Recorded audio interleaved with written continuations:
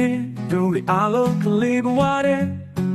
ကြောက်တဲ့ဘုံရှိမှအတူစားတင်ခဲ့ကြမုံစားစံချိန်ကြရင်ပြောခဲ့ကြခင်မောင်စောရဲ့မိုးစောအောင်ရဲ့ဆုံးမတဲ့နာအမြဲတမ်းတွေ့ညီတဲ့အချိန်ပဲတော့ပြောင်းသွားပါစေတို့ရဲ့ခင်မင်းမကတော့မပြောင်းလဲဘူးလေကြောင်းသားဘဝကအမတ်တရားများပြန်တွေ့တိုင်းရင်ထဲမှာနှွေးထွေးနေစေပါငါတို့ငယ်ချင်းသုံးယောက်ရဲ့တန်ရောစင်ဘတော်မှမမေ့ဘူးကွယ်ဆိုမ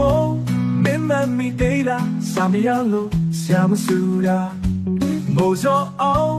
နေယူလာတဲ့မောင်ခိုးစားလို့အတူတူအရိုက်ခံခဲ့တာခင်မောင်ဆုံးကတော့အမြဲတမ်းကောင်းဆောင်ဘောလုံးကြရင်အတူတူပြောခဲ့ကြတာ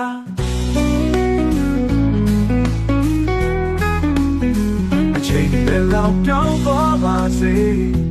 တို့ရဲ့ခင်မင်းမူကတော့မပြောင်းလဲဘူးလေကြောင်းသားဘဝကအမတ်တရားများပြန်တွေ့တိုင်းရင်ထဲမှာတွေ့